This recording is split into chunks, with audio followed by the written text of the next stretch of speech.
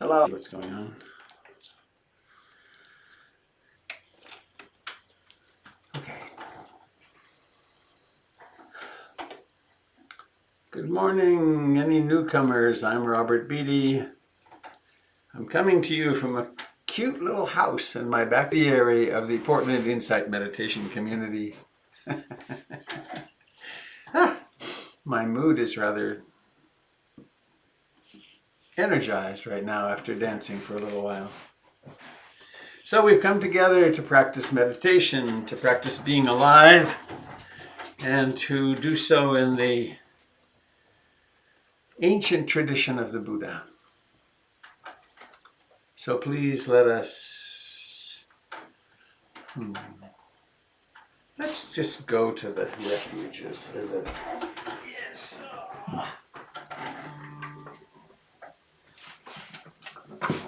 Yo.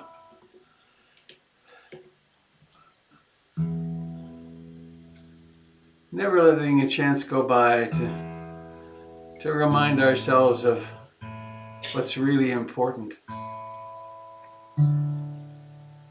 And where we can hang our hats for a little while, maybe a lifetime.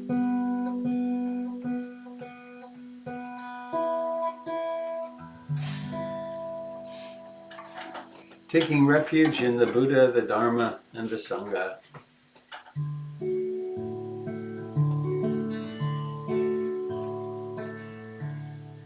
How'd you sleep?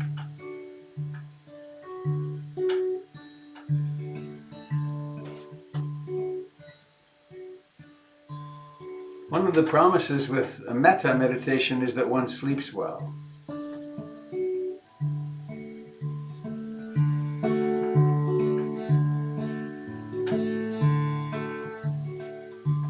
I take refuge in the Buddha, the one who shows me the way in this life. Namo Buddhaya, Namo Buddhaya, Namo Buddhaya.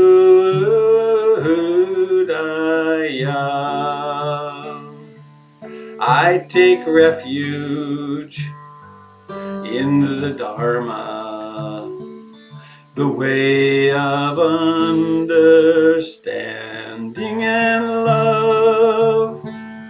Namo Dharmaya,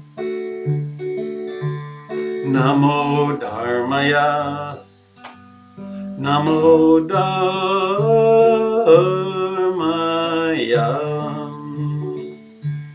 I take refuge in the Sangha, the community of mindful harmony.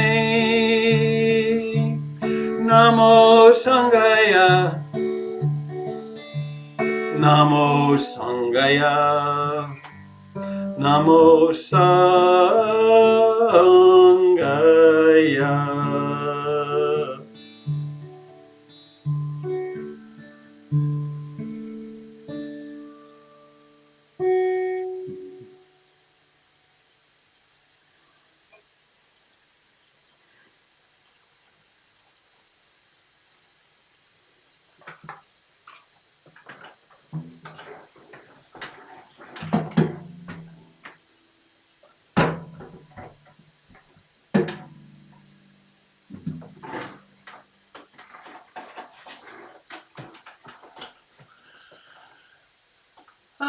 So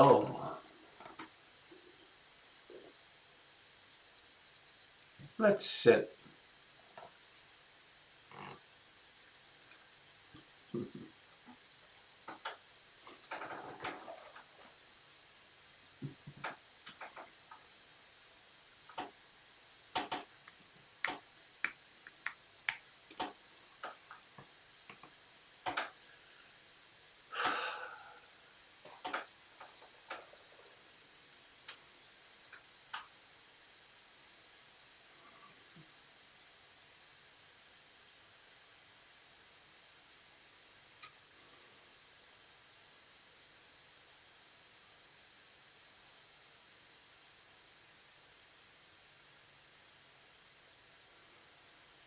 awareness.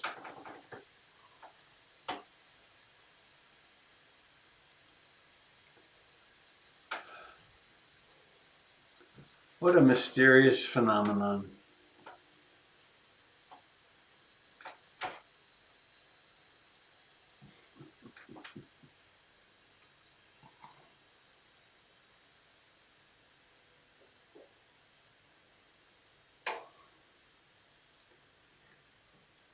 Awareness that we are somehow mysteriously capable of directing.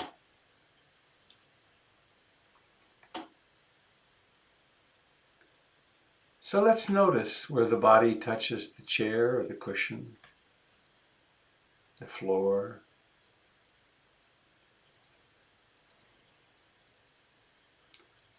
And we're not looking for something out of the ordinary, just the fact of life, contact.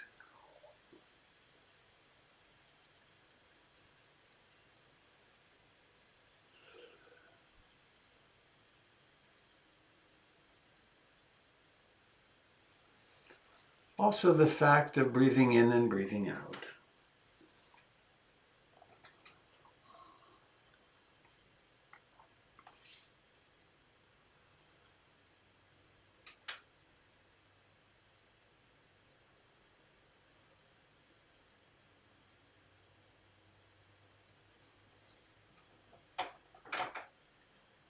In a way, it's the same old thing every day.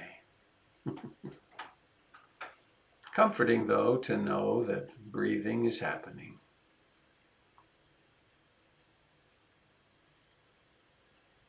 Let us embrace breathing. Let us notice the beginning, coming to fullness, declining, and ending of this breath right now.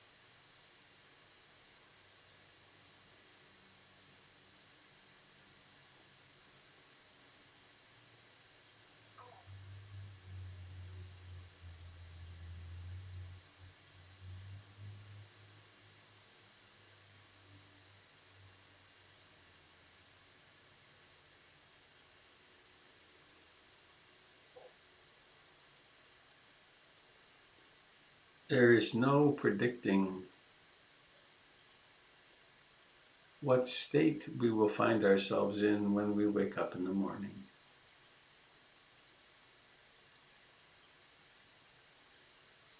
With little or no mindfulness for hours, the mind travels here and there, creates fantasies, touches into deep, deep rivers in the psyche.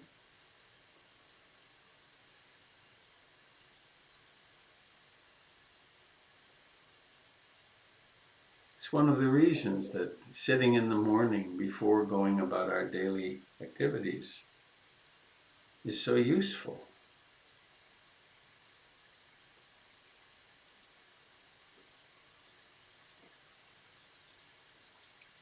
Because it appears we have some influence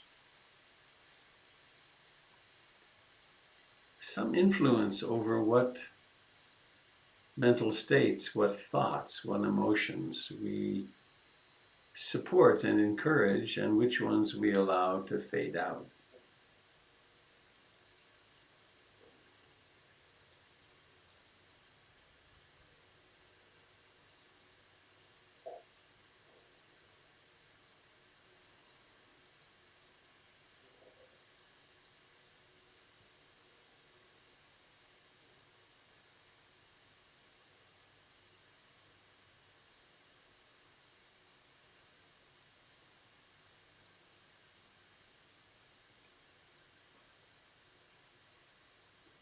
And we practice bare attention, which is attending to the actual sensations. We can notice the sensations in the body of breathing. We can notice the fact of liking and disliking.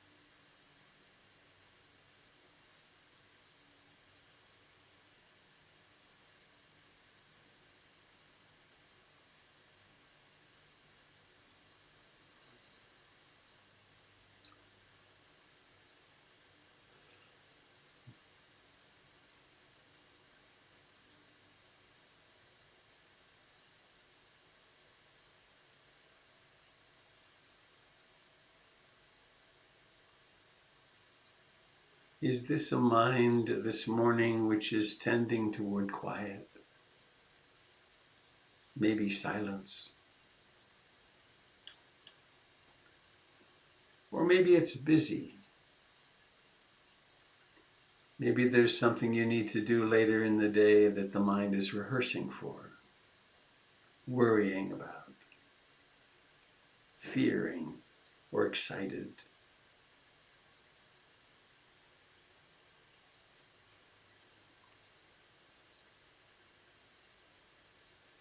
Perhaps the mind is spacious, like a vast sky. Thoughts are like little clouds, perhaps. Or maybe the mind is contracted and it's a feeling of turmoil and struggle.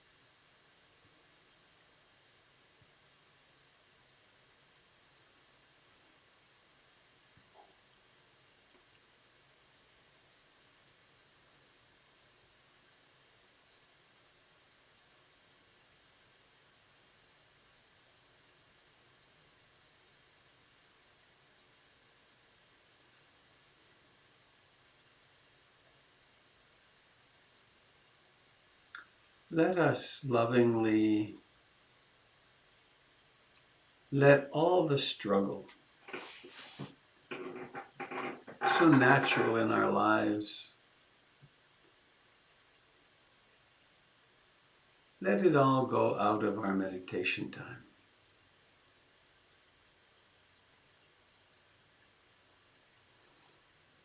So we hold very gently to the notion of intimacy with the breath.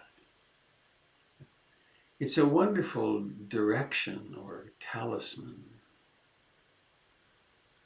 And sometimes it will open up into incredible depths of concentration and ease. But it doesn't do that through violence, through coercion. It does it through the coming together of awareness and love and compassion and intention.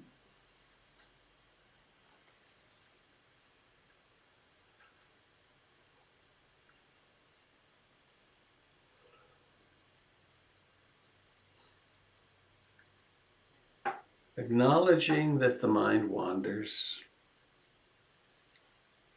And every time it wanders, the conditions are created for awakening in the midst of it.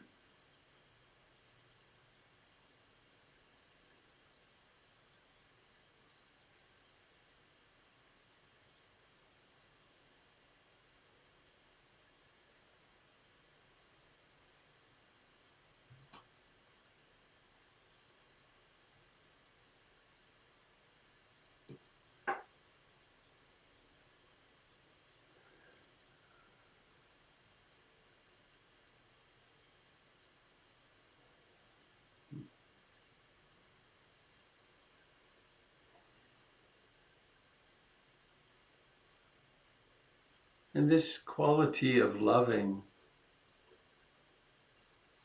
we also bring to any physical pain.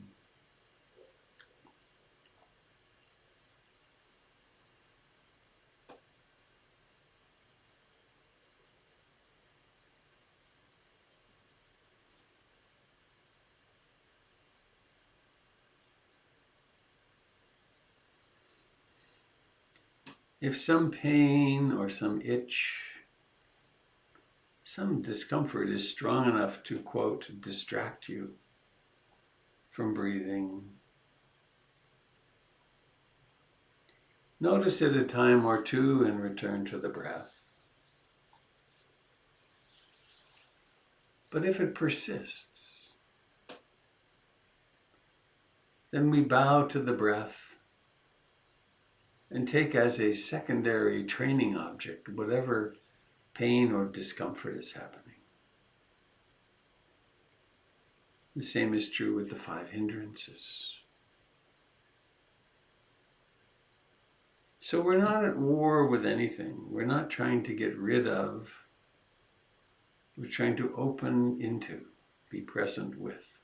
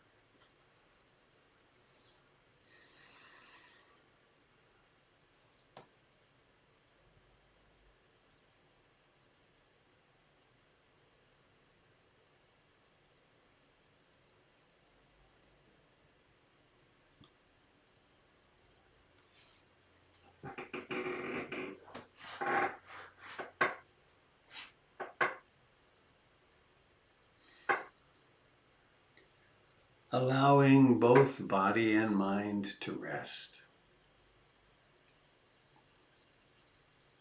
to be as they are.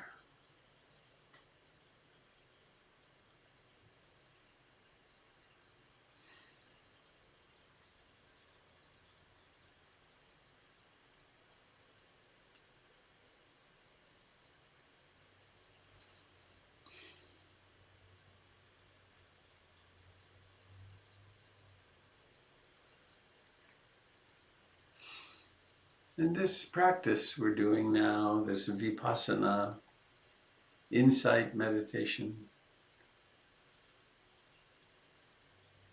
practicing awakening to this moment exactly as it is, has companion practices.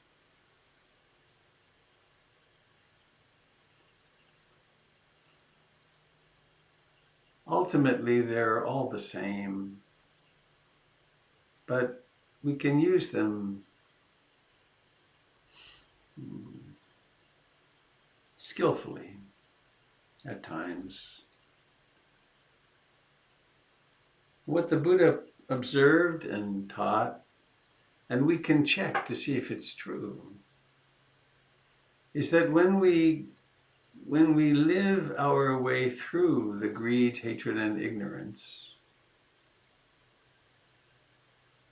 when we are no longer identified with them, what remains are love, compassion, sympathetic joy, and equanimity. Metta meditation, loving kindness. Karuna meditation, compassion. Mudita, sympathetic delight or joy. Taking delight in one's own and others' success and health and happiness. And upekkha, equanimity, the capacity to be with and present and conscious with whatever happens on the entire spectrum, from pleasant to unpleasant, healthy to sick, happy to sad, birth and death, all the vicissitudes of life. Most mornings we end with a bit of metta, loving kindness. Very simple to practice. There's so many ways we can practice. One is that very simple mantra, I love you, with your name at the end. Or maybe there's some pain in the body this morning. Maybe there's some emotional pain. Maybe there's some anxiety.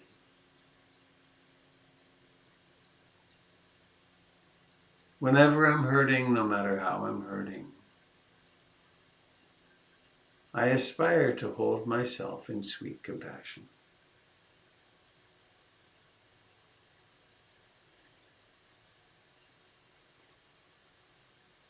It's the practice of being intimate with ourselves, being willing to feel what we feel, to become aware of what the thoughts are.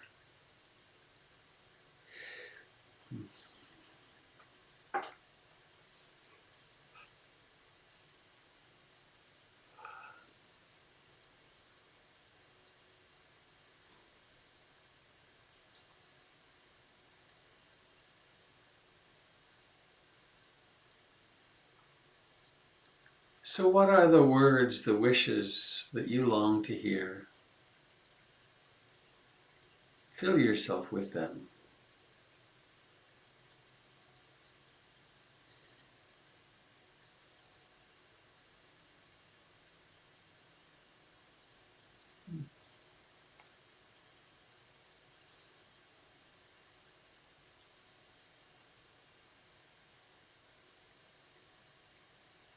I was with a friend the other night, showing some slides of my youth and my travels.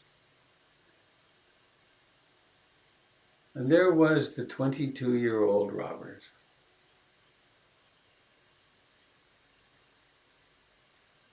My friend asked, "What would you like to say to that young man? What would have helped him?" And that's a way we can practice, which is, what did you need to hear when you were a baby? When you were 5? Certainly, I love you.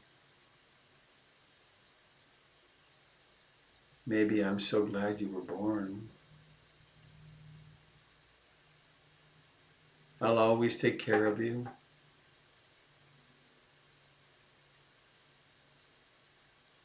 You're already okay.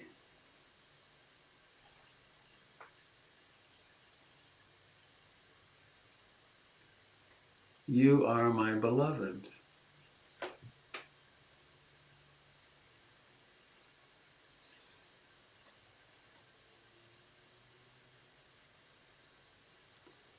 All that exists is this moment.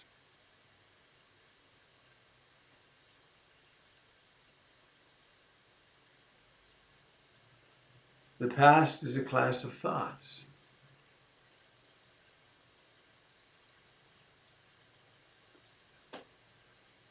The past is always changing in our experience of it. We like to fantasize that it somehow was as we remember it. It's always in flux. So why not come to it with great love and compassion?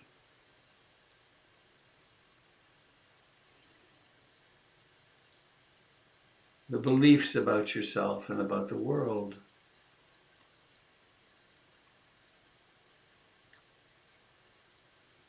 transform them with metta, with loving kindness.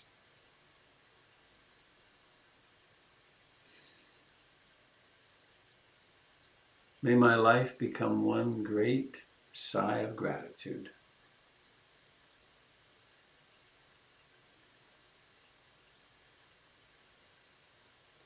May I remember my true great nature.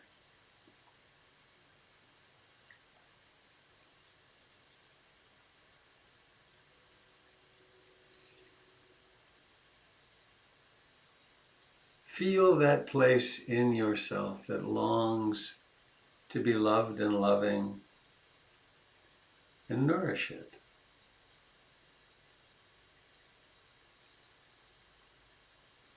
Everyone has this.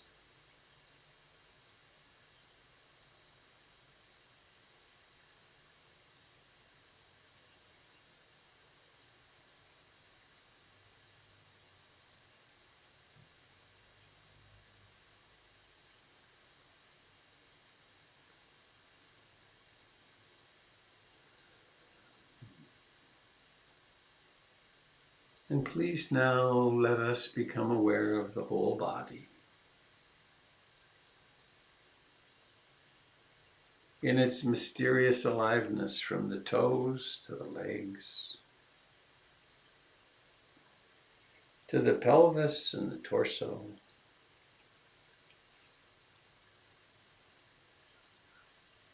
to the chest, the fingers and hands and arms, armpits and shoulders, the sides, the neck and the jaw, and the cheeks, and the eyes, and the forehead.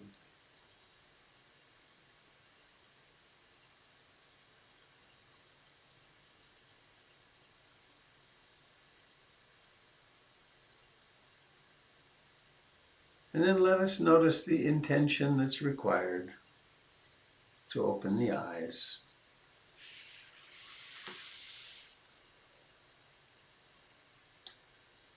And then with the gong, at the right moment, the moment when you're really ready, do that work of opening the eyes and notice what happens.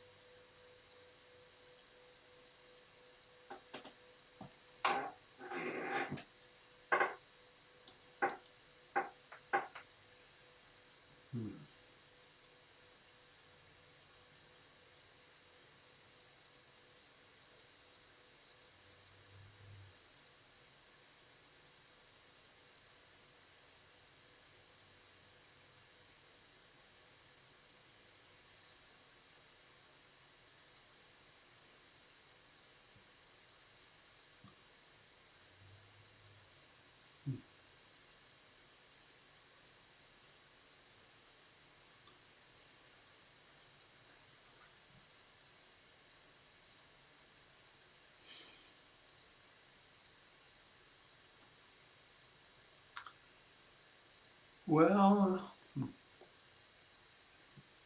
thank you for coming to the meditation party this morning. Thanks to those who were here for the dance party. That was fun. We'll do that again. I think I can't commit to every day, but occasionally.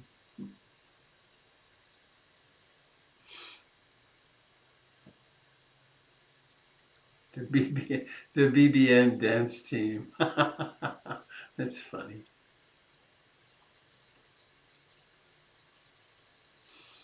I will make this announcement of when was the dance party? This morning at 6:30. We'll do it again next week someday.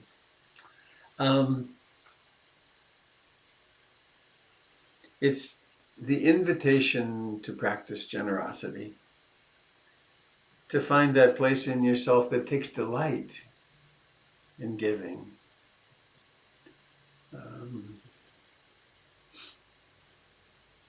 I figured out something. We've got 2 pillows. They're okay pillows. They're kind of beat up, and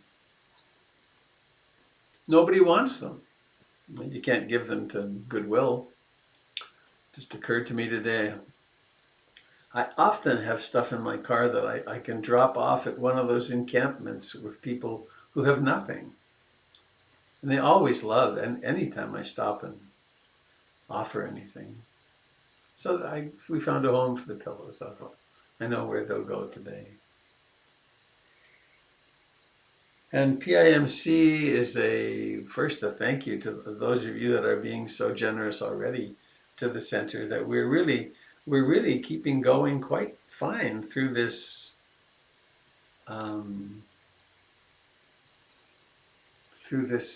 time of not meeting at the center. And it's important that that continues. So if you're not and you'd like to feel participant, go to the website and make some contribution. The best way for the center is to make a monthly contribution. Then we can budget from that. So that's all I want to say about announcements. How about you? How are you? Russell just asked, would I post the dance party? I'll talk about it a day or two ahead. Yeah, for sure.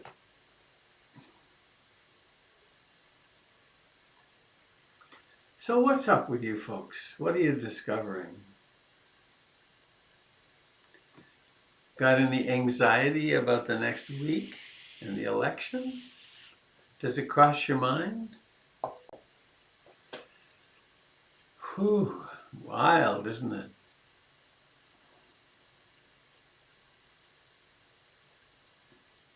Good morning, Robert and Sandra. Hello, Kat.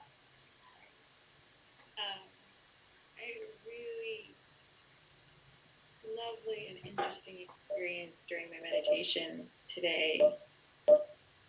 The Keep Going song, which you played at the end of the dance party and have talked about quite a bit, kept playing in my head. And also something KB said yesterday about the incredible energy of this singer, the female singer, that it just is incredibly sparkling, and she comes back to me a lot throughout the day. And the thought that came to mind during meditation was, I believe that part of that energy is that she's truly singing to everyone.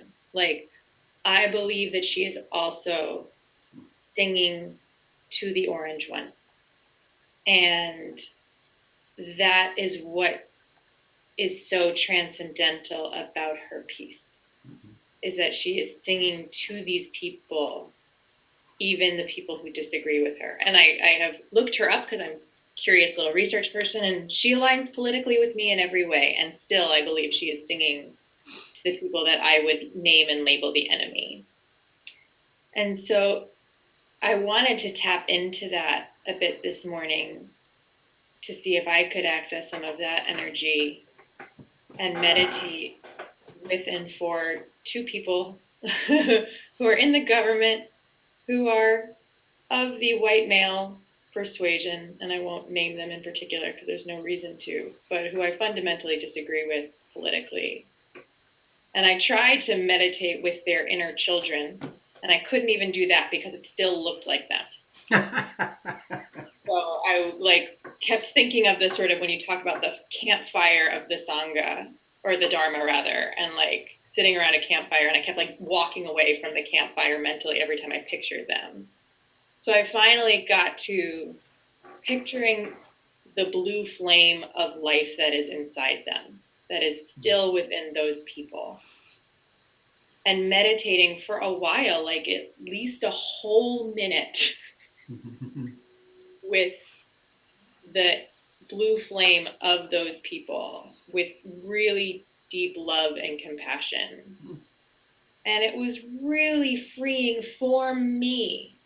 I don't think, I have no illusions that it impacted their day in any way, but having, or will change how they vote or run the country, but it truly impacted my heart and let me have some freedom from the resentment and fear I am carrying through this week. So I wanted to share that. Thanks, Kat. That's the piece of the universe you're responsible for. Yeah.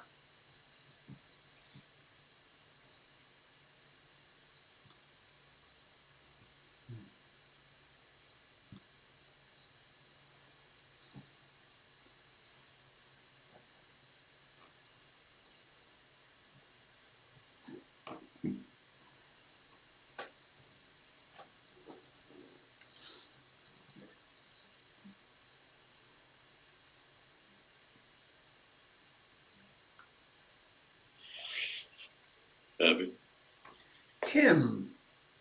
Sandra. Hello, lovely Tim. Hi. That was really beautiful, Kat. That really touched me. When I tried to do metta for these same people that you're talking about, or karuna, I guess, the thing sometimes that gets me over the hurdle is that I think about how lonely they must be, how alone they must be, how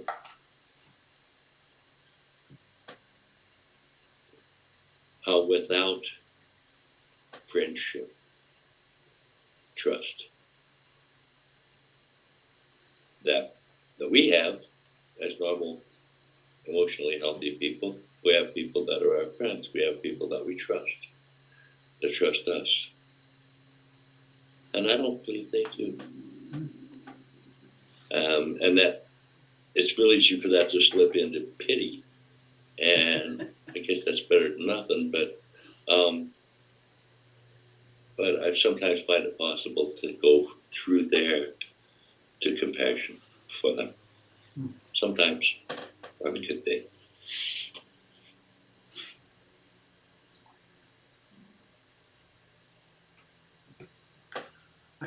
I was just reminded, funny how these things come up. A long time ago, I read the first two of the Carlos Castaneda books, the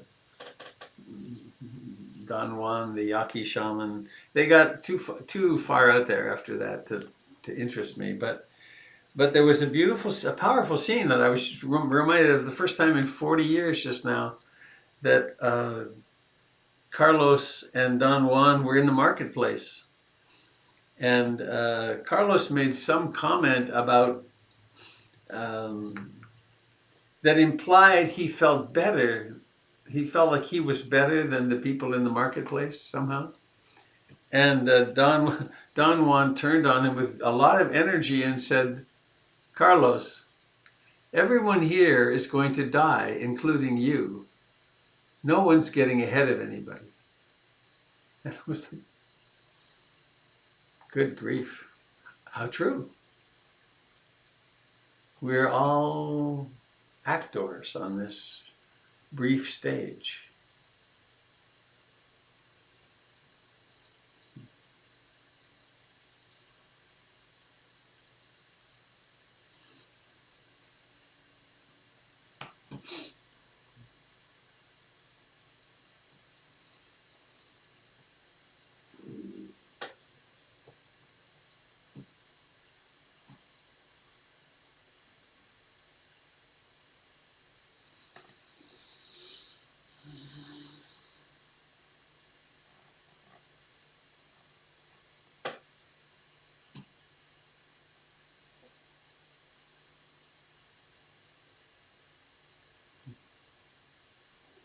It's so comforting to be able to look into your faces. Thank you for having your cameras on, those that do.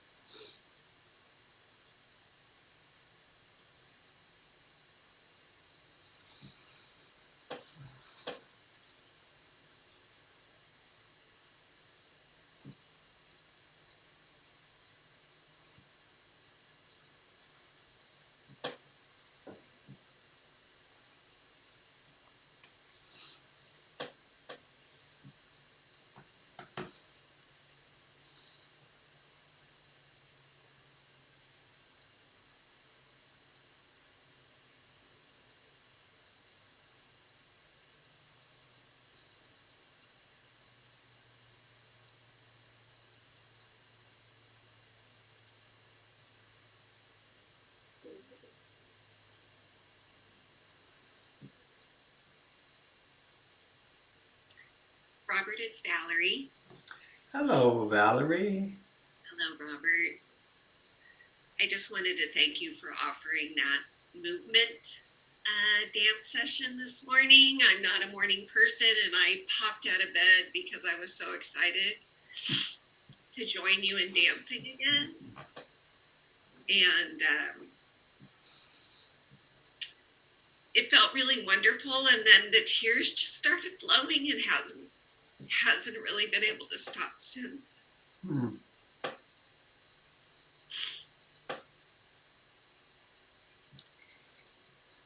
it feels kind of like this cork on all the grief for the last 8 months. I went shopping the other day, and this cute older gentleman in the grocery store tends to be a little bit of a flirt, and I hadn't seen him for the last couple of weeks, and the cashier mentioned that somebody passed away in the store and he was the one. Oh,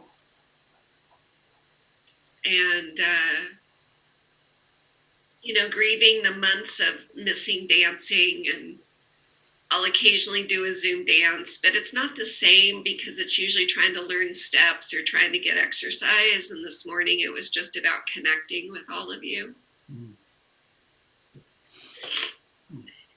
And I think, the layered with politics and the layered with, leaving my job and getting laid off and not being able to teach jewelry making and trying to create my own business alone at home and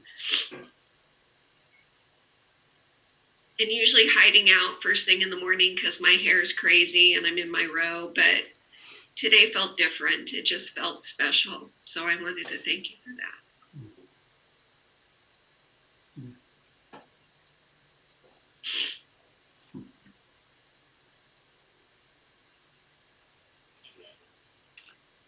As you probably have noticed, I have tears very close to the surface these days too.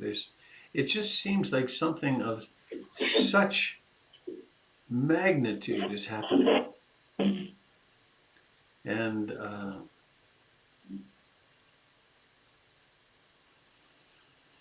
yeah, and how wonderful that you can let it out some this morning. I have an idea. Let's declare next Tuesday morning another dance party at 6:30. That way we can plan on it. That's a deal. I really did like dancing you at the Blues Fest. Dancing with you. That was fun. It was fun. It was very freeing. It was fun to see you in a different light, and I think you saw me in a different light. And so well, you danced so well, it was easy to feel competent. I could just relax, and you was very helpful. Yeah, I'm used to dancing at least twice a week with other people, hugging and touching and connecting and feeling them and their spirit. And Yeah. to kind of go cold turkey, it's... Well, hopefully it will come back. I hope. Hopefully it'll be back. Thank you for sharing. Thank you for sharing your beautiful tears.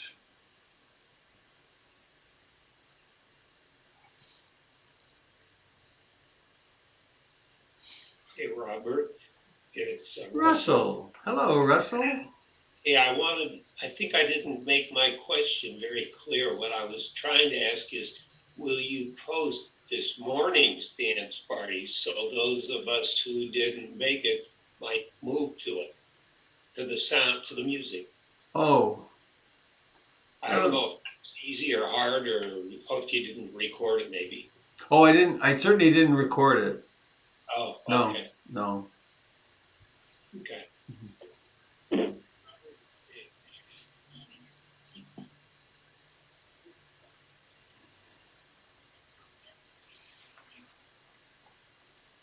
Is the sound gone? Oh, is someone speaking? I'm not hearing. Dave is speaking, but his sound is too quiet. Can't hear him. I can see your mouth moving.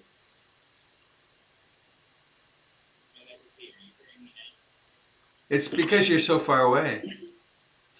I know what it is. Is that better? Yeah, it works now.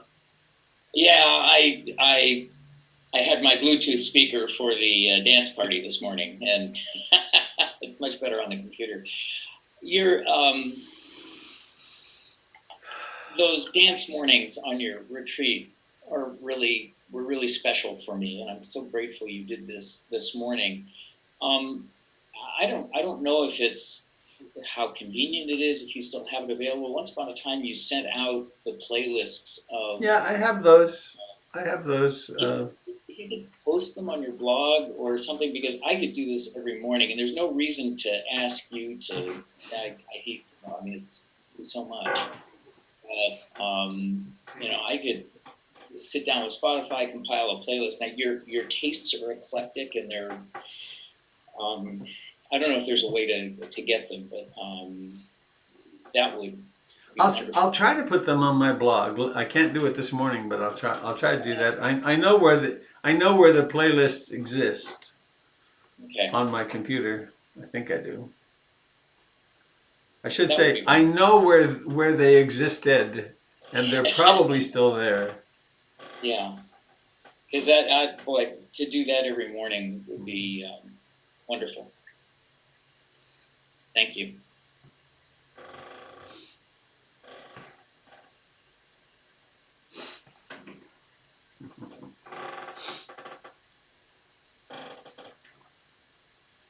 I didn't play this morning. I was on the brink, but then I thought, no, we're just kind of getting going.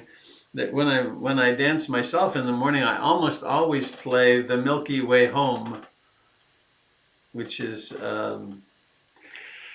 oh dear, I'm forgetting his name now. But now that's a guitar piece. It's really stunning. To listen to it in good stereo is amazing.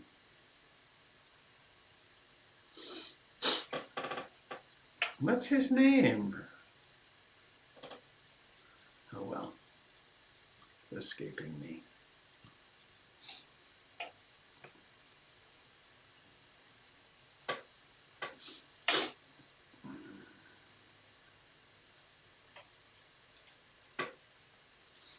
Well, anything else, dear ones, that anyone would like to share?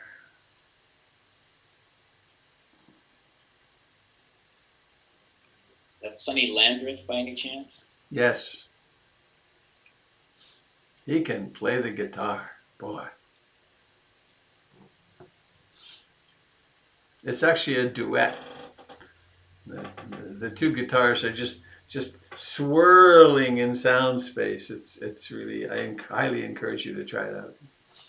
The Milky Way Home. Hi, Robert. It's Michelina. Hello, Michelina. Hi. I was noticing something this morning in a slightly different way. Sometimes when I'm meditating, I notice that like going into the pain, the physical pain in my body, can help soften it and I can get some release from it. But sometimes that almost like there's this self-sabotage backfire loop that starts in me where I become obsessed with the pain and obsessed with trying to get relief from it rather than going being with it, and I can get really stuck there, and I got really stuck there today, and I've done a fair amount of somatic experiencing work, and so kind of following the pain around the body, and it just I can just get really on this loop that gets really constrictive. And when you talked about is your mind constricting, I was like, oh yeah, they're Right. Uh-huh. And I wonder if you have any thoughts or advice about what to do when that happens.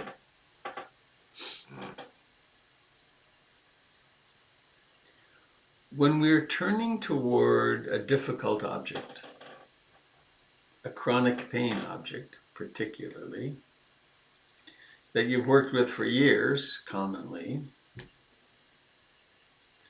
there's a dimension of the observation that's really important, which is to have one kind of like an ear to the ground, attending to the hatred of it and the fear of it, and so that means when that is up, and it's natural that exists, of course, but when that is up, we're not really being mindful of the sensations themselves with bare attention. We're lost in a personality structure, a self structure, which is identified with aversion. It's pushing away, and anything we push away or cling to persists. And it's funny, for years I've thought I should do a workshop that has a great title, which would be, "It won't go away till you love it." The suffering won't go away till you love it. Till meaning and defining love in a particular way, which is that there's room for everything.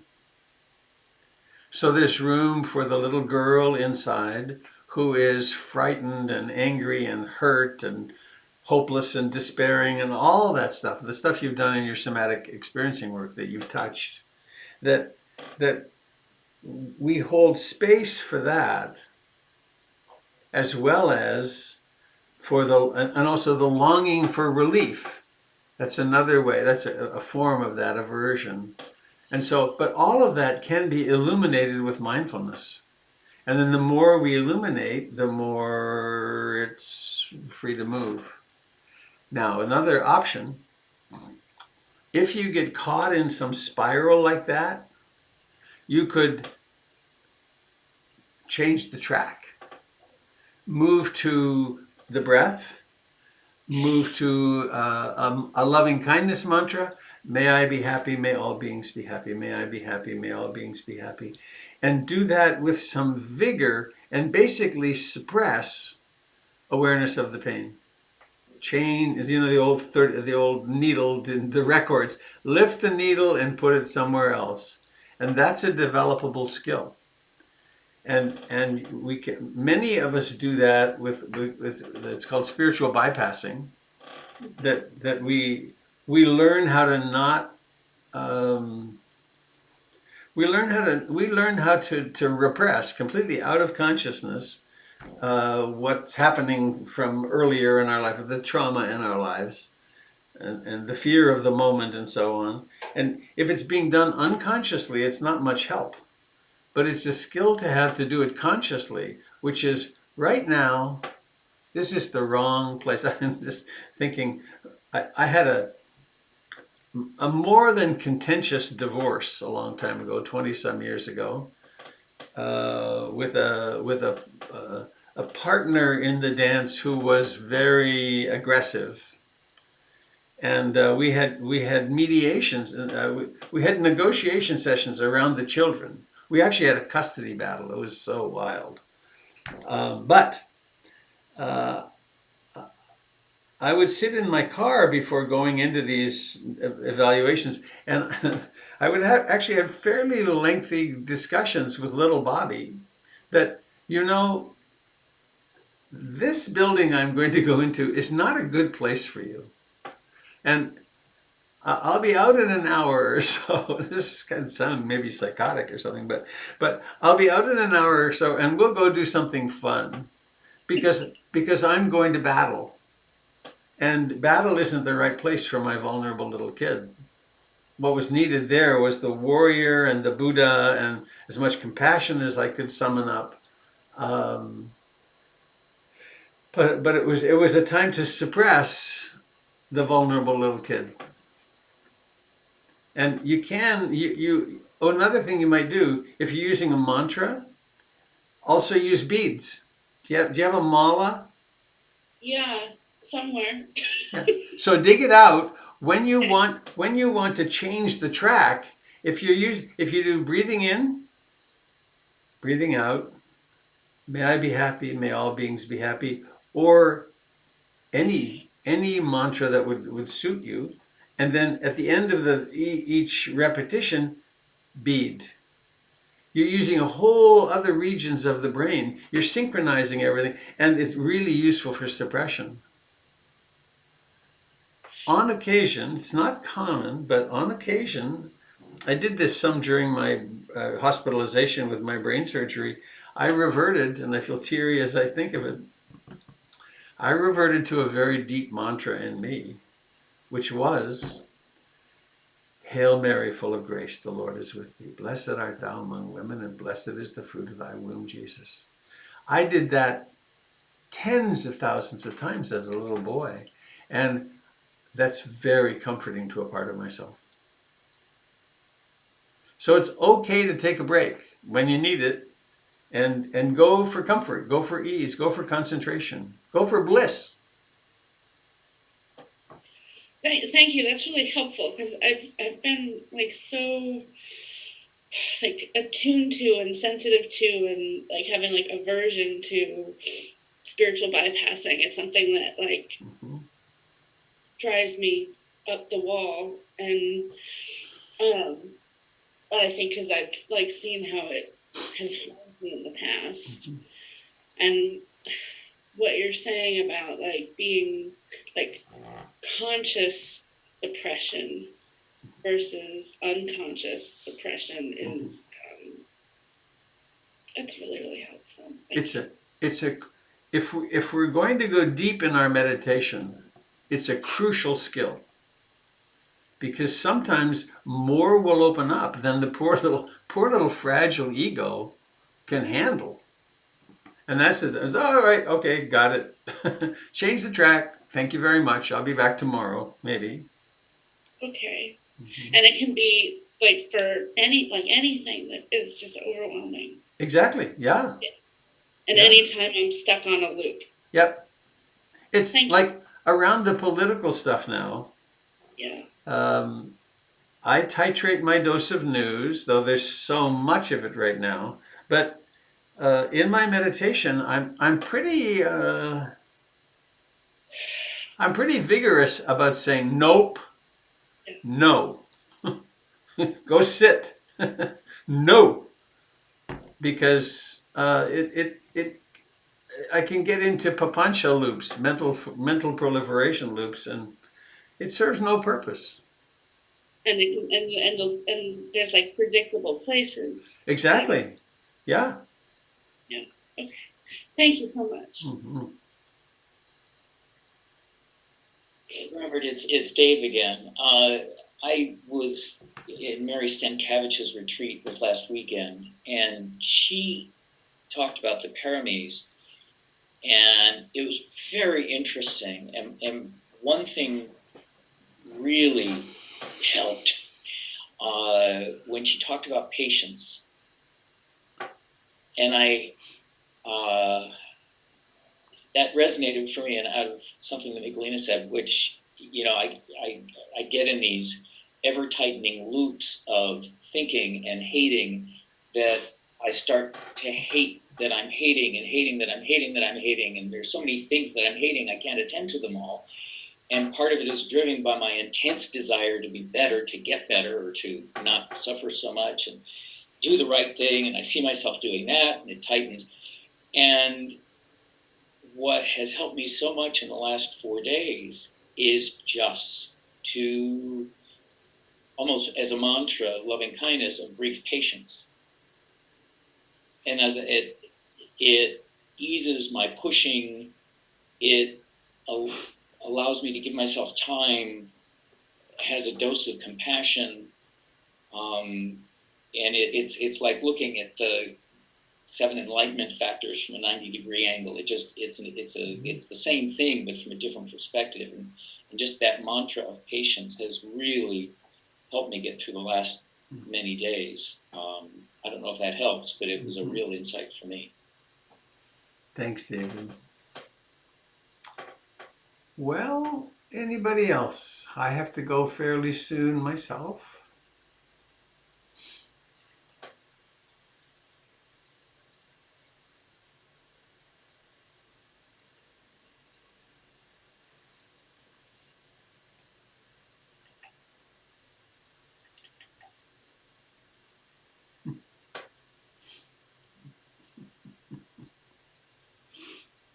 Is that a painted dog, Mish? Or is that an outfit? It's an outfit. That's very fancy.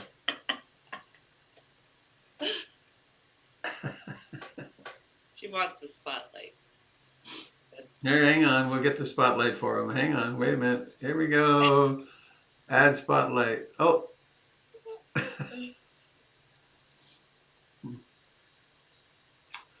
Okay, friends. Tuesday morning next week, 6:30, dance party. And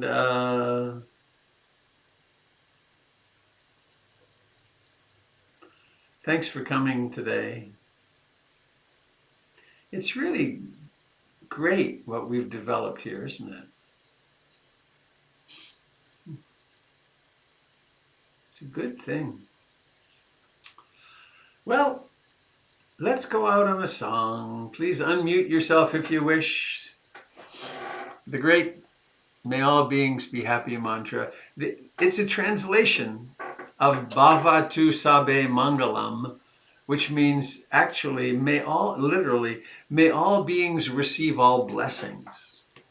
Which is, it's quite a different meaning in a way, but we landed on this happy. But we just have to remember what happy is.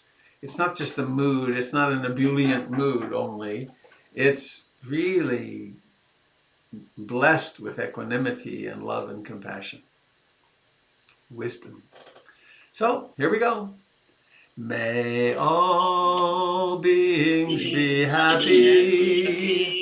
May all beings be happy. May all beings be happy. Sadhu, sadhu, sadhu.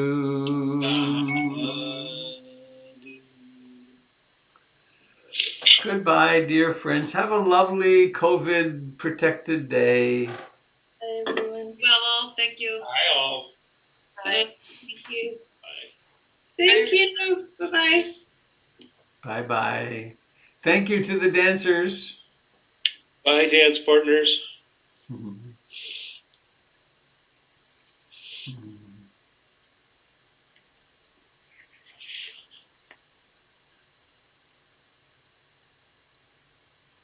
Goodbye, Tempest and Marla.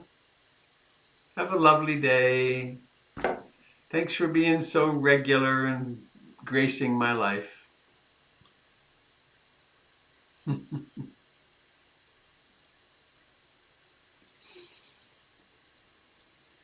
Bye, Marla. No sound. Bye-bye. Goodbye. Thanks for coming to the party.